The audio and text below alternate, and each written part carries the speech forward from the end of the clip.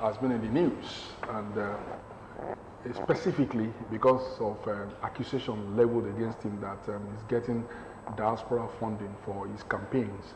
And the man has come out to deny it, but again, that's an issue that has dominated the media in the past few days, and we feel we should also discuss it here this morning. We want to look at the legal and moral issues involved in diaspora funding of election campaigns. And this morning, we've got one of our guests on seat already, the other one, a legal practitioner actually, to give us the legal perspectives to this issue. Is on his way. Anytime he comes in to join us. Well, we have in the studio a public affairs analyst already, Solomon Elolobo.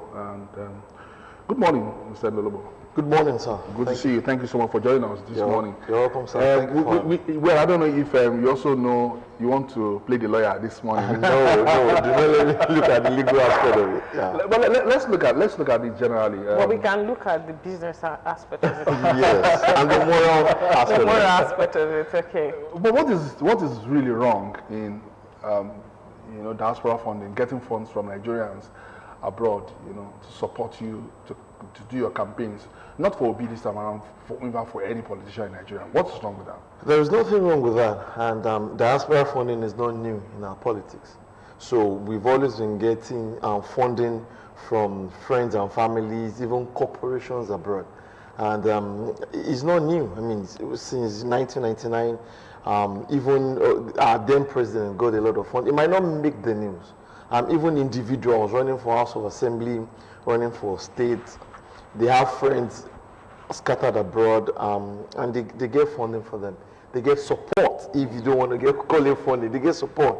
And I mean, a few dollars here and there, a few pounds here and there, convert it to Naira, use it for your campaign billboards, use it for posters and all of that. So I really do not see anything wrong with it. So far, it does not go against the Electoral Act and any other extant laws in Nigeria. I think that's the crux. That's the crux of the matter now. I think the electoral law does not actually permit this.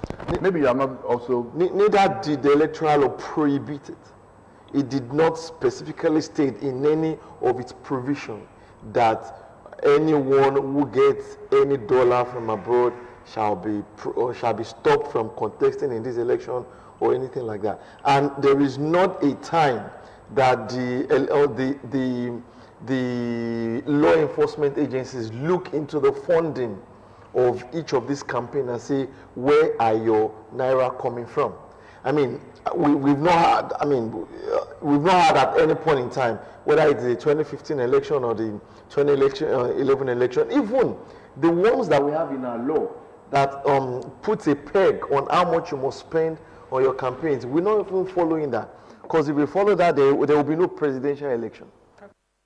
Because of the kind of money we spend at the ward level, at the zone level, at the state level. Can you even track? Yes, you can't even track it. So there will be no to follow those laws. So I have not seen agencies, I have not even seen INEC hammer on the amount of spendings that we need to do, or the level of spending, the cap, and to ensure that it does not go beyond what is stipulated in our laws. Okay, well, we'll come back to talk more on this. We'll just take this break.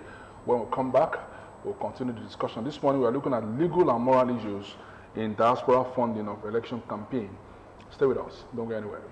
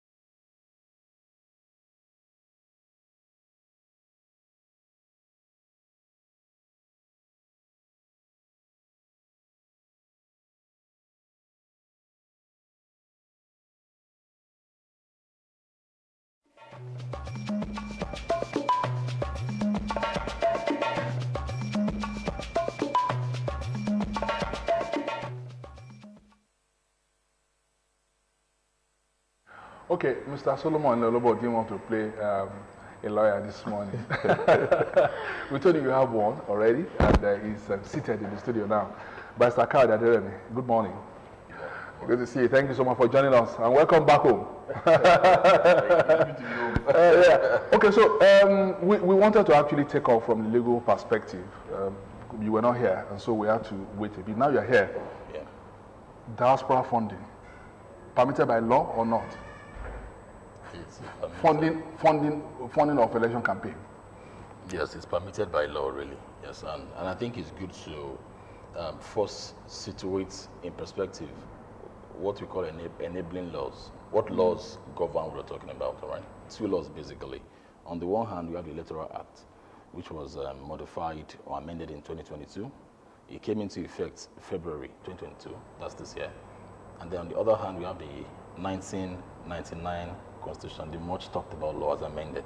So Section 225 of the Constitution on one hand. And for Electoral Act, we have from Sections 85 to 90. They talk about diaspora funding. So yes, it's permitted by law. Okay, so why so much noise about it then? I mean, Obi has been accused, although he has come out to defend himself. You know, do you think it's not being witch hunted or something? Some people have actually said that somewhere. Well, I would like to speak as a lawyer this morning, not as an opinionated person. My opinion may just get into this whole thing and make it a little bit more muddy. Whatever people think, the Constitution gives us the right to opinion and even thoughts and freedom of expression. So I don't think anything about it. If he likes, I don't know whether it's been judged or not, I don't know. But what I know is that I would like to, speak within the precincts of the law, really, okay? And I need to add that things are evolving in Nigeria, virtually every step of the way, things are evolving. People are beginning to ask questions, they're getting involved. Nobody cared some years back. Nobody cared how you made it, nobody cared how you came about your campaign funds and those things. So the laws have been there before anyway. Yeah. Particularly Section 225 of the Constitution. It has been there for decades. But the difference now is that people are becoming aware. People are talking about it some more. People are beginning to ask questions. People are beginning to get concerned.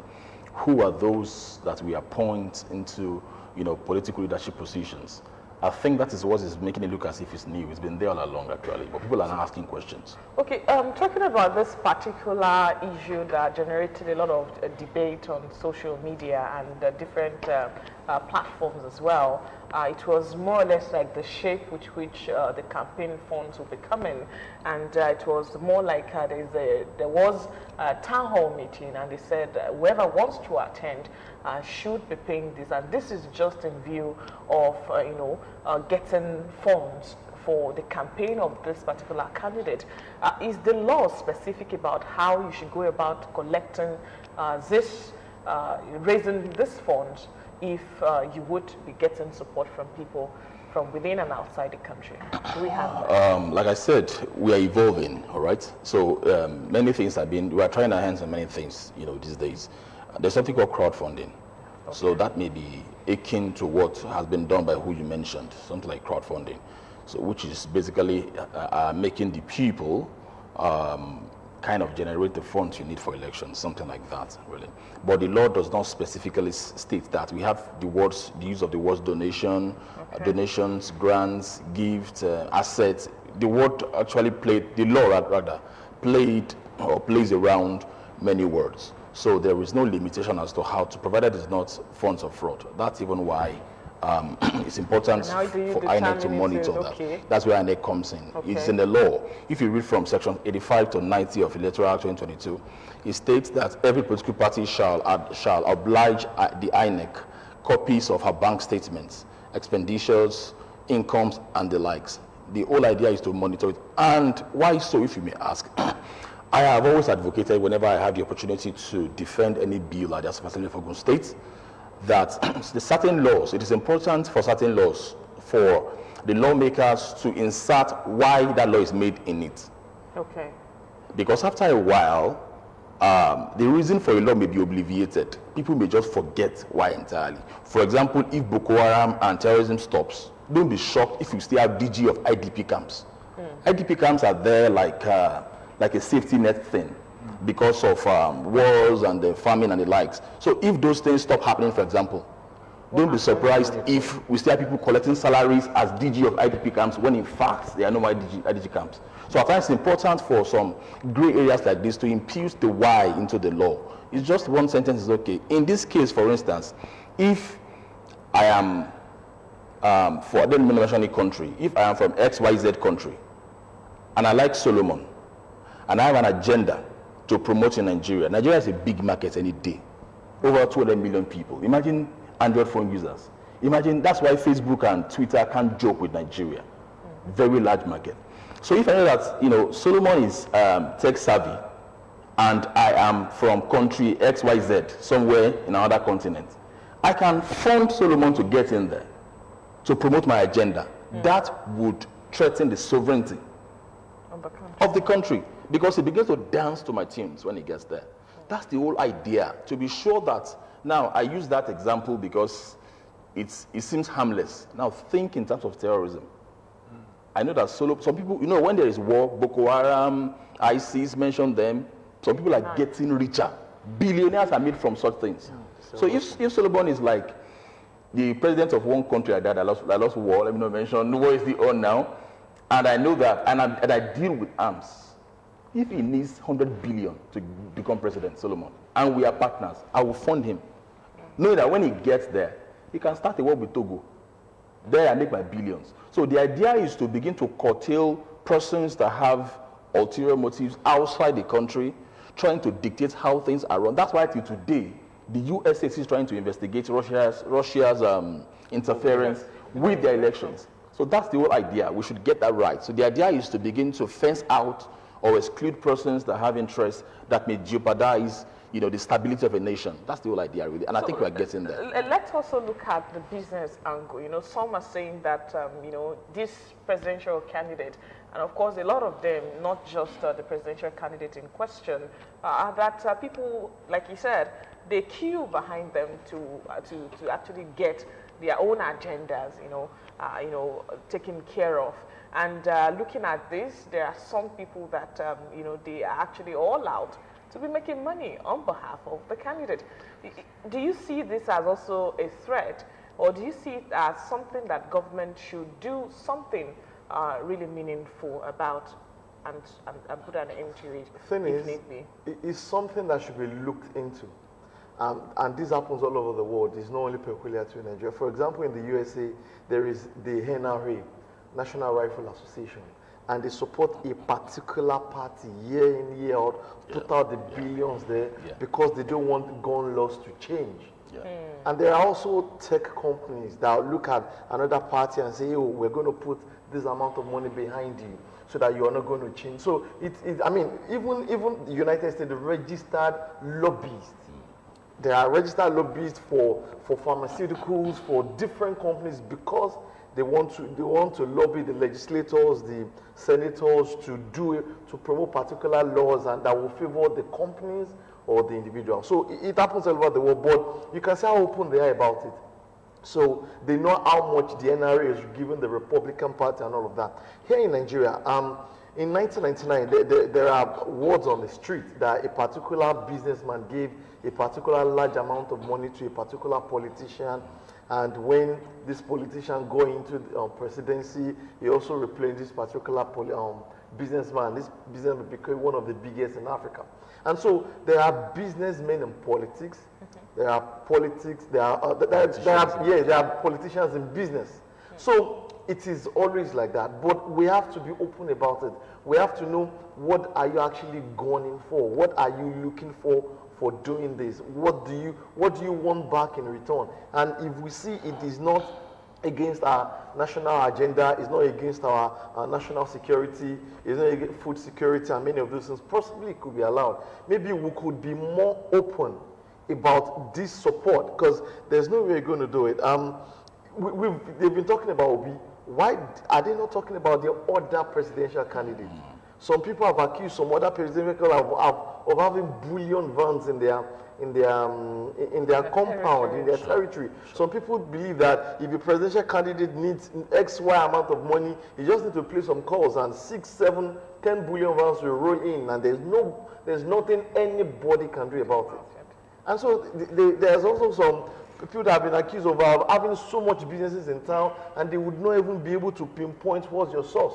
And so we need to be more open about this, not because anybody wants to know anybody's secret, but because this is our national life. This is public service. Politics is public.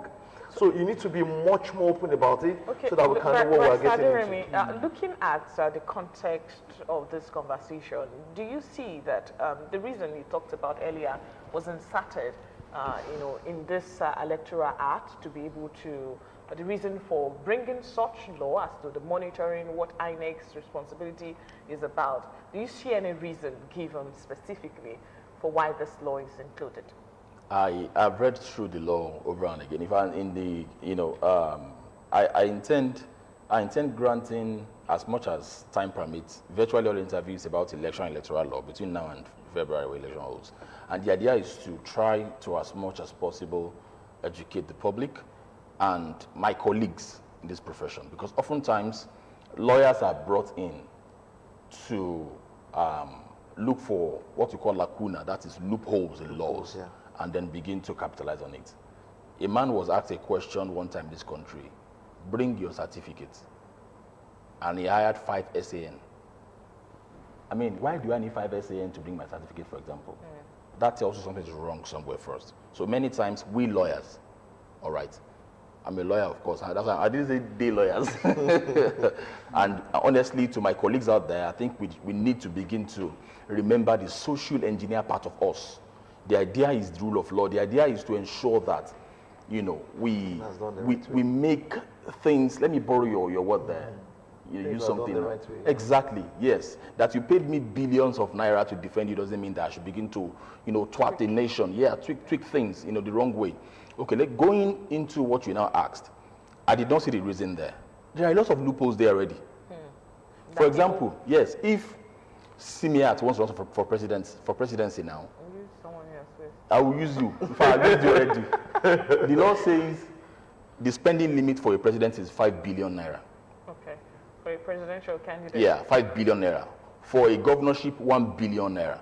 So, and it says, donations should not be more than 50 billion naira from anywhere put together. Once it's 50 billion, that's a threshold, it will be capped.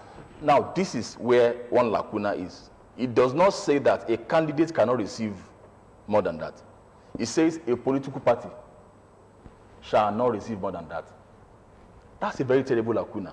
So if Simiat now gets 500 billion, can I go to the court and say that, my lord, or the court, the law says don't get more than social thing? The lawyer will say that the party is clear, political party. Is Simiat a political party? Yes, no. So you see that danger in that. However, it is being cheeky and being mischievous to do that. Because it's clear that, of course, that should include a candidate. If I were the judge, a candidate is representing the I will rule that word political party has included of necessity a candidate. And I'll give you another example. In my respective view, this thing has been tested in court, not this one, a similar thing.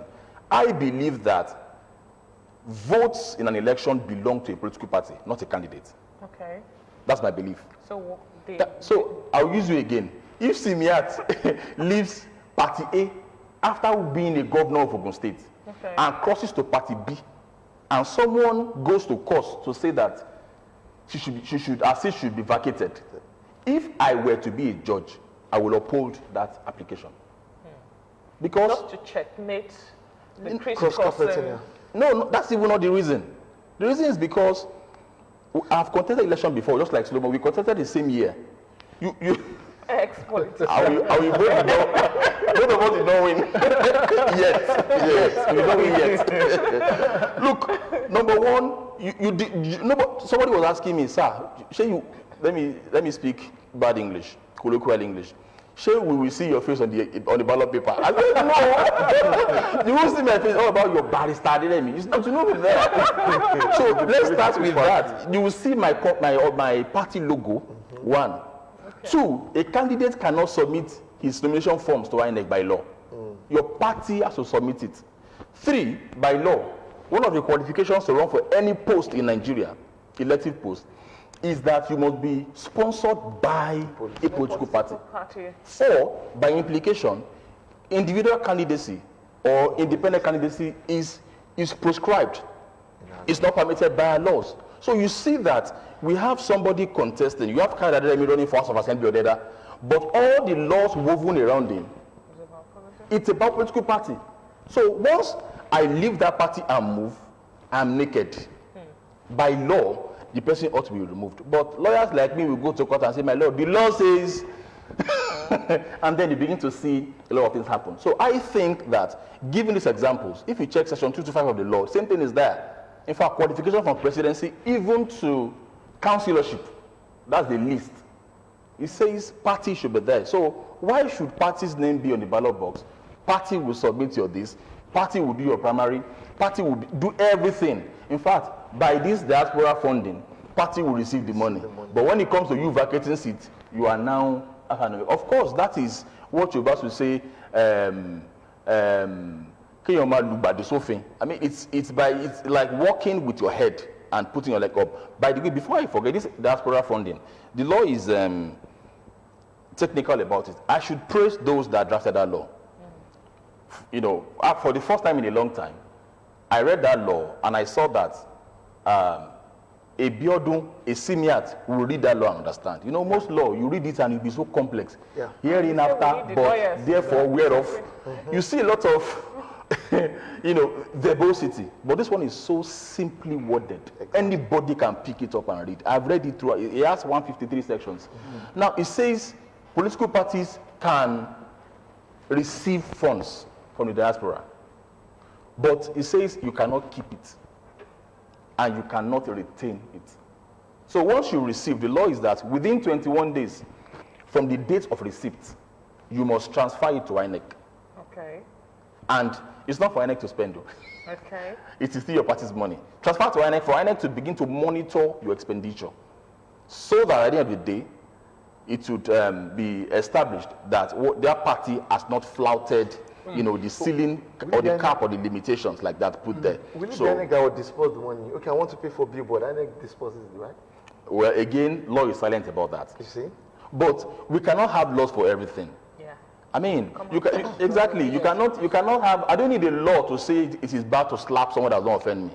So if we begin to have laws for everything, then our laws will need like maybe a warehouse to put our elephant inside. Now let's common sense should guide. Now, in all of these, you don't sense selectiveness in this, Mr. Naluwa, in this whole situation. Why is it because Obi has been going abroad, you know, has been meeting Nigerians in diaspora and all that? That's why his case has become, you know, it's under searchlight. You don't think? I mean, the selectiveness here is the main target in all of this. I think he's being singled out. A lot of politicians, a lot of the parties, the major parties are beginning to take Obi serious now. I guess the 1 million matches across the cities is beginning to give them sleepless nights. And I guess the fact that he rules, the Labour Party rules the social media at the moment, they are not finding it easy. So they're throwing every spanner they can get into his wheels. And so this is one of it. He just mentioned that for a presidential election, they can't spend more than 5 billion. I want to submit that 5 billion is where they start from, not the cap. Because, I mean, 5 billion might not even be enough for Southwest Nigeria, where we have about 6 states. Yeah. 5 billion is not enough. Maybe it's 6 billion if you budget $1 billion for each state. And looking at all the polling booths, all the local government, 5 billion is too small in reality. I mean, as a politician, having contested before, not as a politician. Having contested, I mean, 5 billion in business. From what we see that politicians spend on election day, I'm talking about election day actually. 5 billion is meager. There are large sums of Yes, money yes. being And again, spent. they said governorship $1 billion. Come on. So, I mean, I guess those part of the So law. are you saying the law is not actually in tandem with the reality? It's not. It's not. The And law that is might not in actually tandem with pose reality. certain- With the way, well, I guess that law does not expect that they're going to buy votes. Okay. And so, once they buy votes, I mean, that money is. Okay, you talked about very important point now, the social media and what is happening there, the youth and what is driving their involvement in politics nowadays. And of course, he has described how the law is, which is also very important. For us to have a better country, we have to go by the law. Yeah. So what is it that we need to be saying to our youth, those on social media? Because now, like he asked you the question, it's more or less like a double standard, and he's being selected or singled out in all of this. How do we pass the message to the people on social media as well, to also understand that there is a law that we need to follow? It's not just about what you're driving at. It's about let's maintain order by following what the Electoral Act So stipulated. all stakeholders needs to do this. Like if we have such laws, 1 billion naira for governorship, 5 billion for presidential, INEC needs to make a bit of noise about it, and so that the social people on social media will know. Be aware. Yeah, and be aware. I mean, we've not seen, as we speak, political parties and individuals are still receiving diaspora funding, and that's the truth. How many of them have submitted their statement of account to INEC so that INEC can begin to monitor? Now, in the previous years, what has INEC done before to monitor the spendings of the political parties? If they will not monitor the spending of the candidate, because he just mentioned the lacuna in there. But we need to do more. We need to ensure that those laws are followed, and laws are not just meant to be in the books or for the lawyers to read. It's for us, it's to guide you, it's to be the rules of the game. And so if you are following the law, I am not following the law. Take football, for example. You could touch the ball, pull the ball and throw it in the net, and I could not do that. Then it's not fair. And so on social media, everybody should know, as you're pointing torchlight and searching all through Obi's record and his past and his why not do that to all other candidates, both in the big political parties? Do not limit it to Obi, because you know that the thing is about his integrity, and you know they will say go and verify, and you know your own candidate can never ever say go and verify. So you actually now want to over verify and begin to say things that were not at the moment. So I guess we should do more in following those laws. INEC should even promote the electorate and see that, hey, there is this part of it. INEC should find a way to enforce some of these laws. I know they are not a law enforcement agencies, but they work in tandem with the police, with EFCC. Yeah. Do you know, of course, you know that during the primaries at Eagle Square, Abuja, and all that, EFCC was there, even though they really did not, we didn't see anybody there, but at least their presence was there. Politicians are smart people. Of course. If you won't see the dollars out there, right? But it was always exchanging hands. Anyway, but is it not great that in Nigeria we are talking about funding of campaigns now, Mr. Aderemi? In so many years past, growing up, I didn't hear of funding of election campaigns. You know, all we knew then was one money bag comes to contest, and he opens his account and money is everywhere. Now we're beginning to hear funding, funding, and I think that's, for me, that is a little bit more transparent than somebody coming with monies that you don't even know the sources. Funding, for me, I think it's if some people gather, some youths of Nigeria feel that, okay, we trust you, we like you, Barrister Aderemi, go represent us. Thank you for liking me. Go represent us, and we are dropping money in a particular account to fund you. How is that? Is that not more transparent than getting one monster who has been there for years, probably he's held some positions in the past. Now all of those money that is made while he was in office, he now decides to bring back to contest for another office. Yes.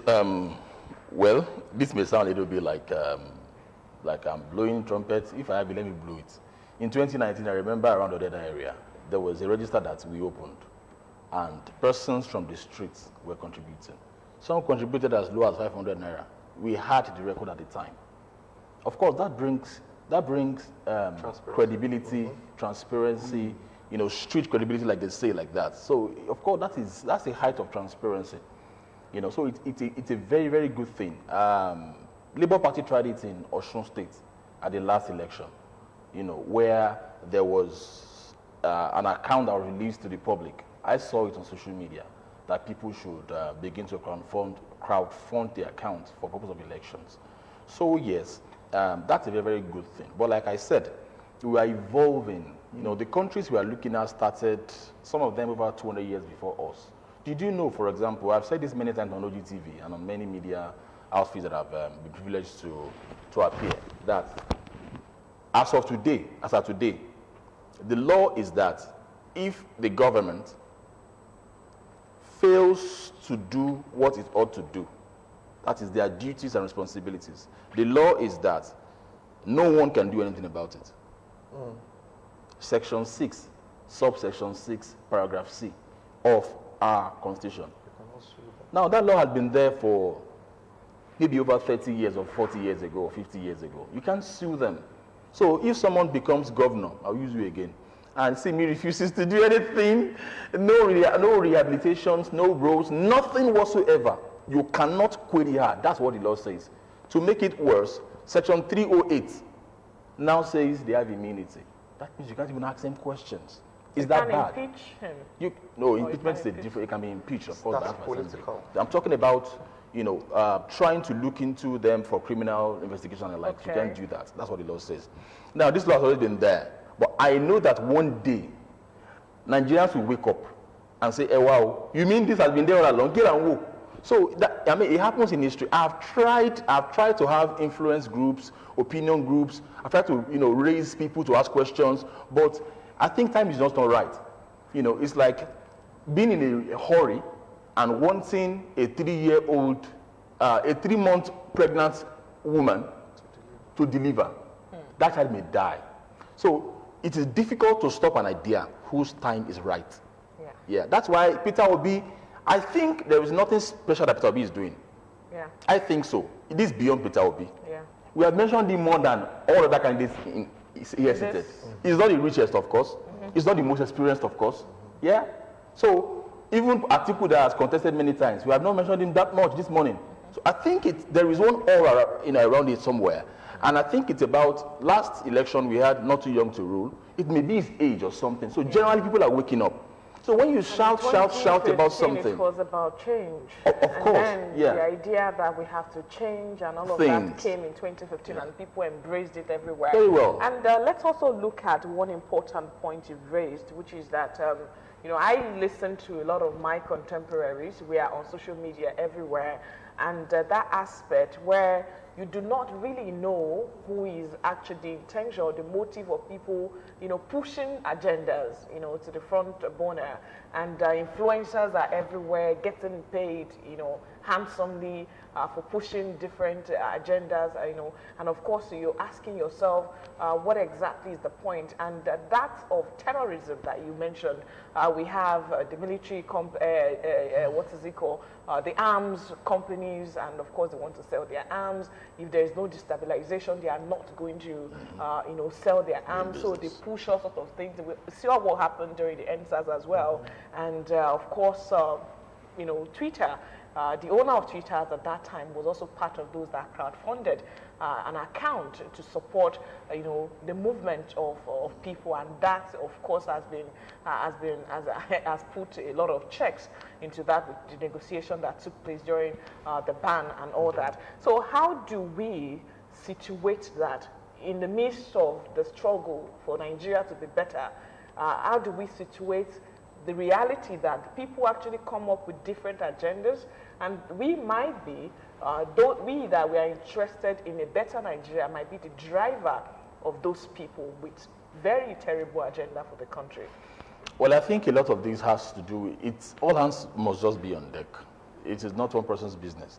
By the way, I should credit the media even though I don't think the media did it purposefully or deliberately.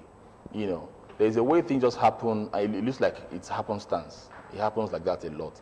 Like I said, I want to repeat, Peter Obi, I think he did not plan to make it happen this way. I'm sure he himself at times will like pinch himself and say, is this real?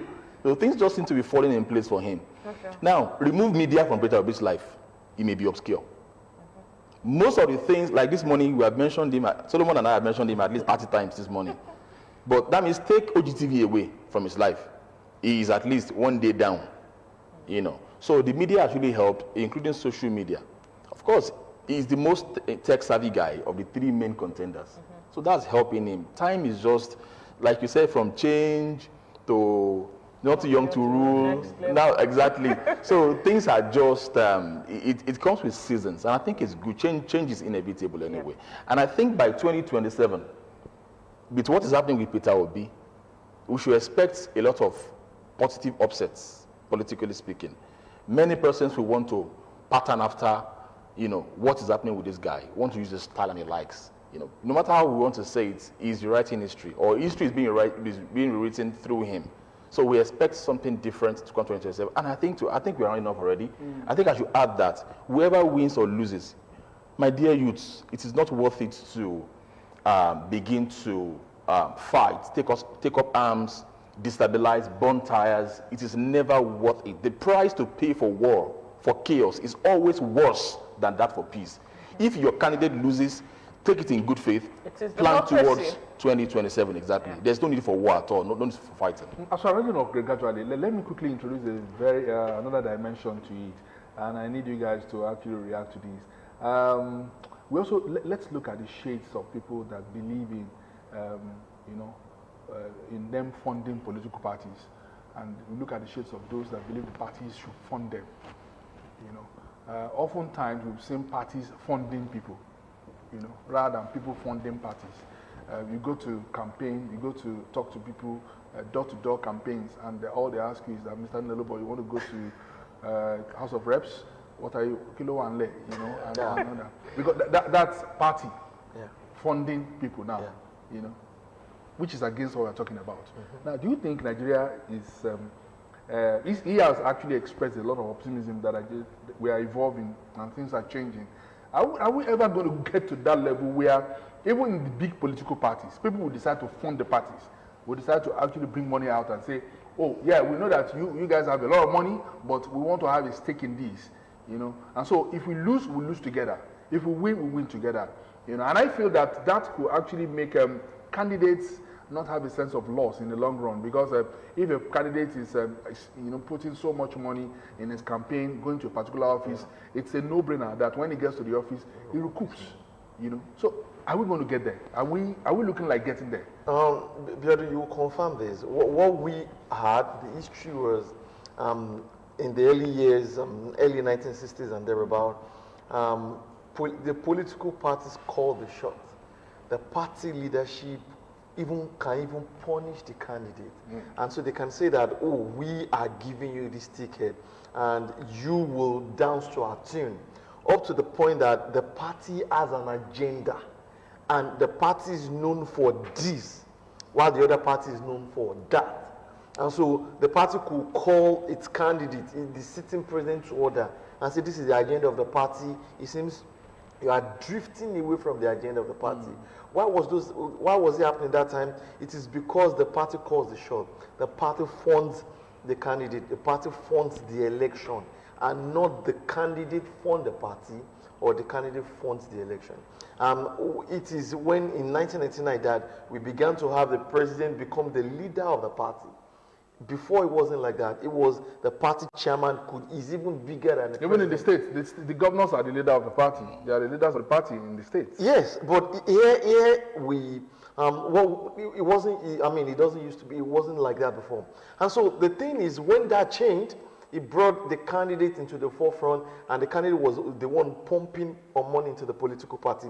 Before, it was the members of the party that will contribute.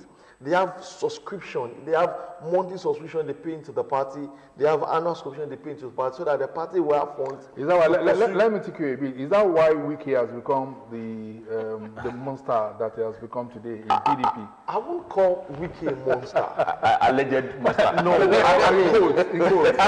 personally, I won't call Wiki a monster. I think Wiki is doing well. Wiki is one of the founders of the party.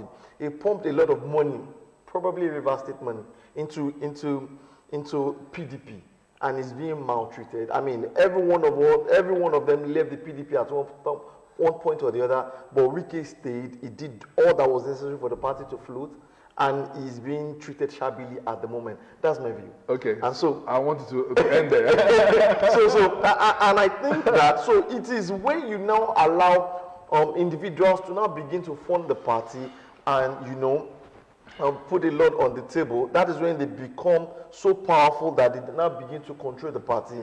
And today, people feel like every one of them going into the political office is going there to benefit himself and his family. Maybe I should ask Barrister Jeremy, because we're rounding up already.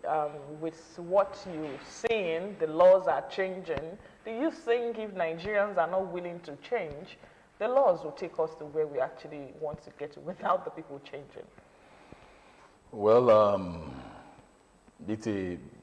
hands have to be on deck, like I said.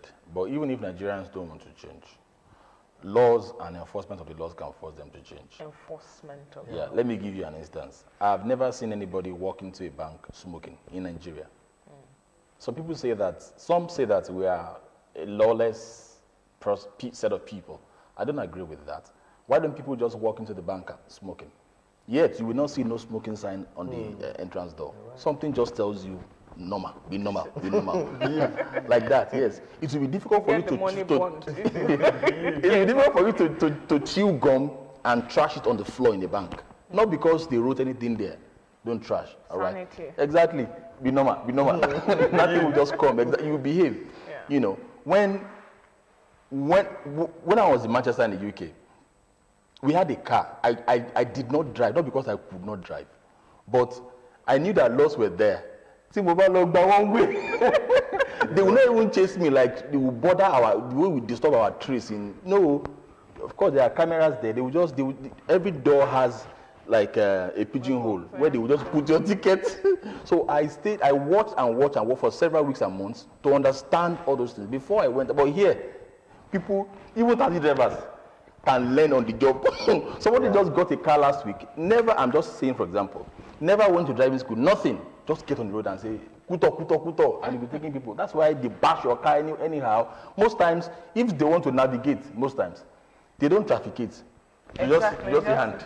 And they've entered like that. Yeah. All those things are very, very enforcement. So exactly. When you know that you do it, and up to today, say, for example, arresting people on last Saturdays for sanitation has been suspended.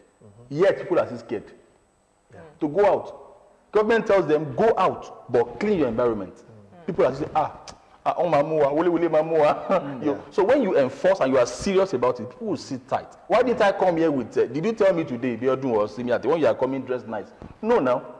No man. Well, anyway, gentlemen, I don't know, for funding, I think Barrister Jeremy you have not actually answered that question. He was trying to land before Simiat came in. Okay. And Simiat brought another issue. The issue of funding. Are we going to get there? Is light at the end of, is there a glimmer of hope? I see that. I believe in Nigeria with all my heart. With every ounce of strength in me. This country, one day will get it right. It may not be in my generation. Yes, I'm not even in a haste. Maybe I'm in a haste. Yes, I wish it could be my generation, but one day we'll get. Nigeria is a very fantastic place. Very fantastic place. Go all over the world now. We are doing beautifully well there. Beautifully well, really. We will get it right. Yeah. It's just a matter of time. Which country colonized Britain? No country. Think about that. They've been independent as long as the word independence has existed. So to compare them with us, it would be unfair. Nigeria is just 62 years old democracy-wise. You know, I mean independence-wise rather. So we will get there. Nigeria is, in fact, we are on the high speed, if you ask me. Yeah, it looks slow because we are comparing with the likes of America. South Africa is doing better than Nigeria in many respects. If you ask me, neo-colonialism helped them. Today, we may have more whites there than here. So a lot of things came with them. Of course, they pulled their funds. You know, they brought their civilization and the likes. But Nigeria, we are growing all by ourselves. It's a good thing, really, and I think we are getting there. I'm very optimistic. But again, there's despondency in town. You know, a lot of Nigerians are leaving. Young men are leaving. A family that I know very well left last week. Last 2 weeks. You know, but the best of our brains are leaving. You know, back. In all sectors. You know, in the health sector. Because ASU members are even leaving. Yeah. They are leaving. You can't even stop them in sports. You know, they are almost on a daily basis. A Nigerian footballer leaves Nigeria. You know, if going abroad was to be like 100,000 naira, I don't know if there will be anybody in Nigeria. You know, what does that tell you as we close? As we close, I'll start from the front and I'll quickly go ahead. So, the laws will help us and shaping us. I mean, if we could even register lobbyists and let us know for real, this money you're bringing, why are you bringing, what are your motives? They will be able to follow them. So I believe the laws are working and gradually we're going to get there. Japa is the word. So everybody wants to live. And I think our politicians are not concerned yet. If you go to the hospital, there are no doctors again. If you go to the banks, the professional bankers are leaving. If you go everywhere, everybody's leaving. The politicians are not, they believe, well, I mean, there are opportunities abroad, let them go and explore. They will send back the dollars, they will help their families at home. But it's brain drain. So the professionals are leaving, people that can drive growth, people that are intelligent, people that do things right, people that yearn for things to be right are leaving. And so we are more or less bankrupt in the sense of it. And so everybody should be alarmed. All right, gentlemen, I must thank you so much. It's been a very, very edifying moment with these two brilliant gentlemen. Always, you know, anytime you bring them on air. We can't afford to let them out of this country. We'll drag them back. We can't afford to allow them japa. But as I do them once more, I say, welcome back home.